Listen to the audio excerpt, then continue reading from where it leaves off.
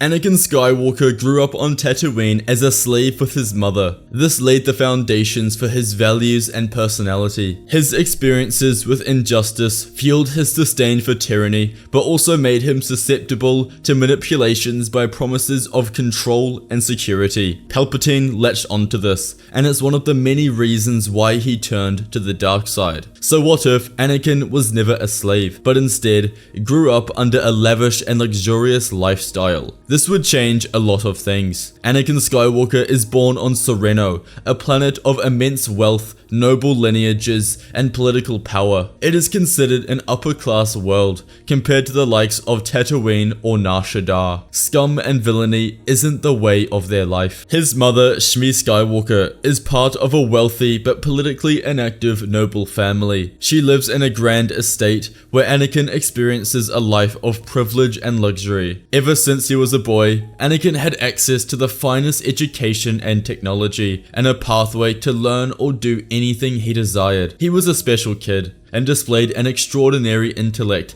an affinity for mechanics, and an unparalleled reflexes. He displayed signs of Force abilities very early on, but Shmi did everything in her power to shield Anakin from the Jedi. Noble families on Sereno are staunchly independent and protective of their children, rarely submitting them for Jedi evaluation. Sereno's influence in the galaxy allows it to remain largely free of Jedi influence unless a crisis arises. Therefore, Shmi deliberately avoided Jedi attention. She is content with her privileged life and unwilling to lose her son to an order she does not trust or understand. However, everything changes when Anakin is 5 years old. He participates in the Sereno Grand Royal Tournament, where noble children display their talents in swordplay and piloting. Like his friends, Anakin wanted to prove himself and be the best, and it's his Force sensitivity that allows him to dominate the competition, outmaneuvering rivals and performing feats that seem impossible, like moving an opponent's sword out of the way with the Force so that Anakin can win the duel. The notorious Jedi Master, Count Dooku, watched from the stands.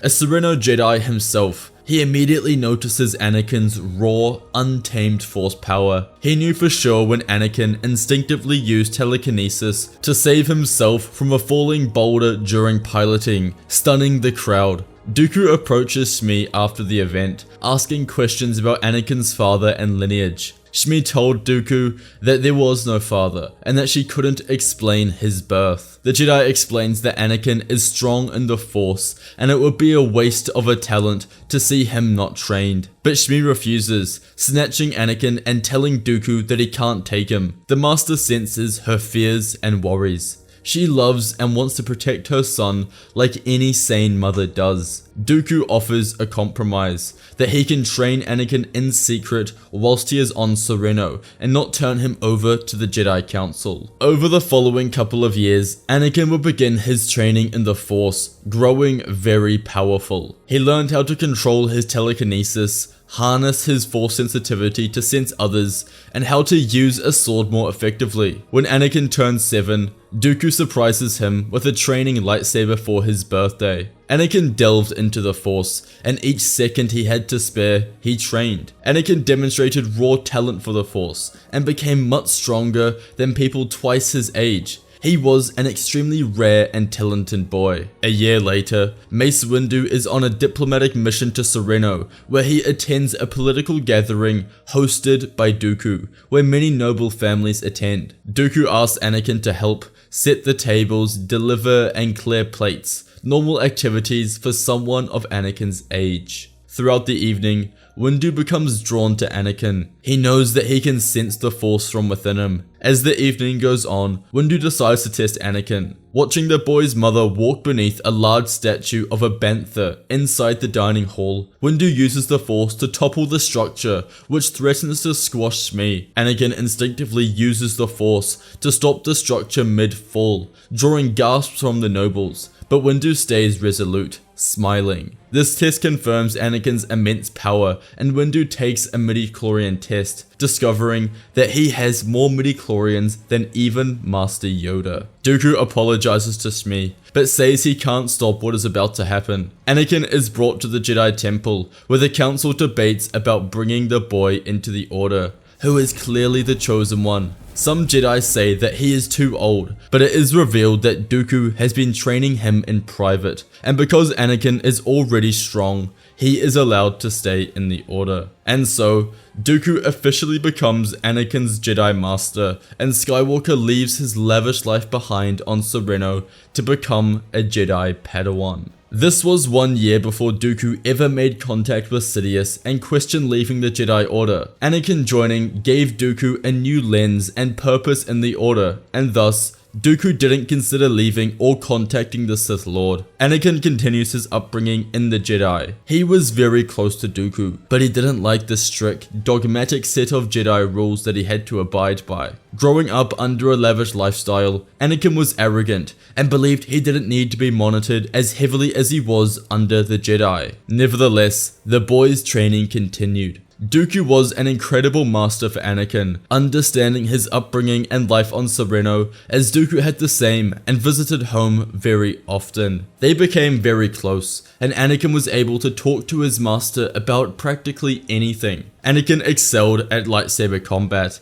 and Dooku taught him form too. Dooku was considered the greatest swordsman of their era, and this rubbed off on Anakin as he quickly rose the ranks and became unstoppable. His lightsaber skills were definitely greater than in the original timeline under Obi-Wan. But Dooku also spent a lot of time developing the boy's force powers, ensuring that he meditates and finds balance. He tells him that balance isn't taught, it is earned, and it takes some Jedi longer than others to find. Anakin had to accept that he wasn't close to his mother anymore, and that it would be years and years until he could see her again. Although difficult, he would eventually accept it, and this is when his mindset developed into a powerful young Jedi Knight. As for Palpatine, he needed a new apprentice since Dooku didn't turn to the dark side. Let's say he figured this out early enough and he decided to turn Sifo-Dyas to the dark side, as he would still be alive at this moment and would be probing questions to the Sith Lord about the darkness. He would train Sifo in the ways of the dark side, and the new Sith would grow very powerful. By the time Anakin is 18 years old, he and Dooku are sent to Naboo on a mission to protect the newly elected Senator of Naboo, Padmé Amidala, after threats are made on her life. Anakin is immediately captivated by Padmé's beauty. After years stuck in the Jedi Temple, it was rare to him to connect with anyone except other Jedi. They spent countless hours, days and weeks together. Padmé was slightly older, but that didn't stop Anakin from flirting and trying to be around her at all times. The Senator would take Anakin into Theed and show him around. They went to all the popular tourist spots, dined at the finest restaurants, and danced in the most elegant ballrooms. There was clearly a connection between them, and no one would deny it. Dooku spent most of his time completing actual Jedi work, hunting down the assailants as they continued to make their moves on Padmé. Anakin argued to his master that he was simply ensuring Padmé had a protector at all times. Before long, their connection grew into a romantic one. One night, Anakin reveals his love to Padmé, who feels the same. They enter into a secret relationship. Dooku notices immediately what's happened and speaks to Anakin about this. The conversation went differently to how Anakin had envisioned it. Dooku didn't tell Anakin to not be in the relationship, but simply to be careful, that if he goes through with it, he must ground himself in his teachings. Always stay in balance. Don't become emotional and guided by what he sees, but instead, let the Force take him where he needs to go. Anakin asks why he isn't mad, and Dooku said that it's just the Force running its course, and maybe his destiny by the Force isn't to be alone. Dooku's philosophy on the Jedi Code was always rooted in following the will of the Force. The code came second. This is why he was always at odds with the council, and what ultimately made him leave in the original timeline. He felt as though they had become too rigid and focused on politics, and even in this timeline, he thinks the same. But he chooses to raise Anakin how he believes, like he did with Qui-Gon, which is why he never joined the council either. After they catch their killer, Anakin and Dooku return to Coruscant, where Anakin and Padmé continued their relationship in secret. Months later, the Clone Wars erupt across the galaxy, bringing devastation and suffering. Dooku and Anakin quickly enter battle and become renowned as heroes of the Clone Wars. The war brought destruction to the Republic, and many worlds lost their way of life and were invaded by the Separatists. But Anakin used his training from Dooku to help as best as possible. They would be deployed with the 501st and Dooku's 414th Battalion to defeat the Separatist armies as they attempted to pillage worlds. They won the Battle of Umbara, uncovering a threat against the clones, but Dooku's brilliance scored them the win. The Battle of Felucia was won by Anakin and Rex's teamwork in kicking Nute Gunray and the Trade Federation out of contention. And perhaps their most celebrated victory was on Ryloth, where the massive system was secured with the help of Mace Windu. Anakin became a celebrated hero of the war. He was the hero with no fear, the poster boy for the Jedi Order. But beneath this facade was just a young man torn between his duty for the Republic and his forbidden love with Padmé Amidala. Anakin was becoming a myth in the Jedi and across the Republic for his heroic tales in the war. Palpatine hated it, and he knew that the Chosen One was his biggest threat. If there was anyone who could defeat him, it would be Anakin, and it was prophesied by the Force that Anakin would stop his ascension. The Sith Lord knew that he needed a plan to kill Anakin before it was too late. Sidious sends his apprentice, Sifo Dyas, to Sereno to capture Anakin's mother, Shmi Skywalker. Shmi is taken and chained in a cell on Sereno, where Dyas beats her and tortures her. He then sends a hollow message directly to Anakin, telling him that if he doesn't come now, he will kill his mother. Anakin will be sent into a fit of rage, and he would embark immediately, going to Dooku for help, and they both departed for Sereno. Dooku calmed his apprentice's thoughts, and told him that his mother would be okay, that Sifo is merely playing with him. He wouldn't dare to murder an innocent woman. Anakin and Dooku landed on Sereno, the ship touching down just outside the grand estate where his mother was being held. The sky was dark, thick with clouds hanging over the towering trees that surrounded the estate like a silent sentinels. Anakin could feel his heart pounding. He had waited for this moment for years, the chance to see her again, to save her, to finally bring his mother to safety. But standing in their way was Sifo Dyas, the man that Anakin had only heard about in whispers, a Jedi Master who had fallen into shadows. Sifo Dyas was already waiting for them at the entrance of the estate, his expression unreadable beneath the dim light of the torches flickering along the stone walls. But it wasn't Anakin he was surprised to see, it was Dooku. There was something bitter in the way he looked at his former friend, and though he said nothing,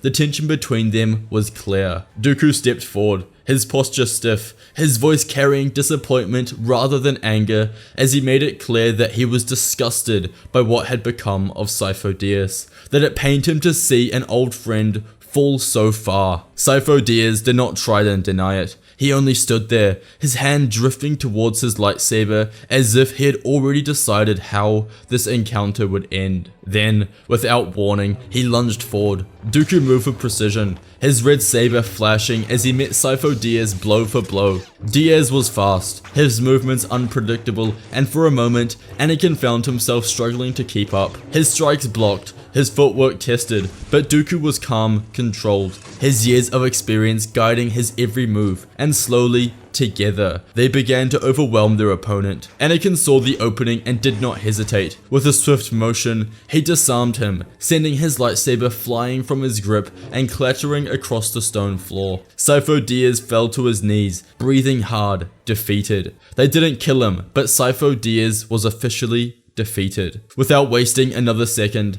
they rushed inside the estate, moving through the dimly lit halls until Anakin finally found her. His mother, Shmi Skywalker, was sitting in a small, dark room, her hands tied up. She gasped his name, barely believing that he was real, and Anakin ran over as they hugged for the first time in over a decade. He held her tightly, unwilling to let go, as she whispered how proud she was of him. Dooku hovered behind them and told Anakin that it wasn't over yet, and that they had an opportunity to bring down the bigger fish. Sidious sat slumped against the wall, bruised and tied up, his face marked by the struggle. Anakin and Dooku stood before him, their eyes locked in determination. There was no escape for him now. With a reluctant sigh, Sidious followed the orders of the Jedi and reached for his communicator, his hands trembling as he activated it. He called for his master, Darth Sidious, and told him that Anakin had been defeated, urging him to come and claim the body. Sidious laughs and gleams with joy. He wanted to get Anakin's body immediately.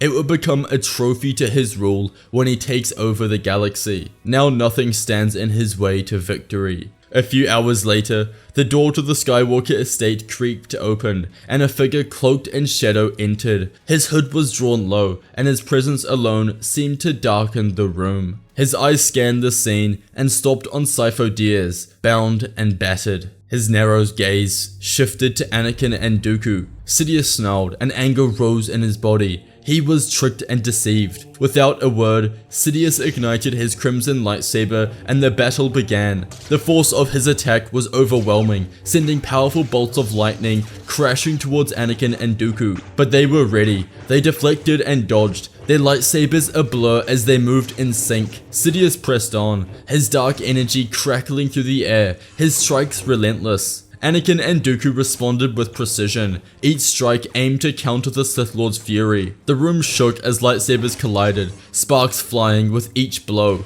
Sidious was ruthless, but the Jedi were resolute, fighting with all of their strength. The clash of lightsabers filled the room, and with every blow, the tension grew. Sidious unleashed another blast of force lightning, but Anakin dodged and parried with a swift move, his saber coming close to Sidious's chest. In that moment of vulnerability, Dooku struck with speed, his lightsaber cutting through Sidious's defenses. Sidious staggered, his control slipping, and with a final, decisive strike, Anakin and Dooku brought their blades down together. Sidious fell to the floor, his saber tumbling from his hand as he collapsed. The room went still. Sidious was dead on the floor, and as Skywalker and Dooku knelt next to him, they removed his hood to see Chancellor Palpatine's face. The entire war became very clear in that exact moment. It was the Jedi and Senate who had been fools to the Sith. Nevertheless, it was all over now. With Palpatine's death, order is restored. The Council and Senate are informed of Palpatine's true identity,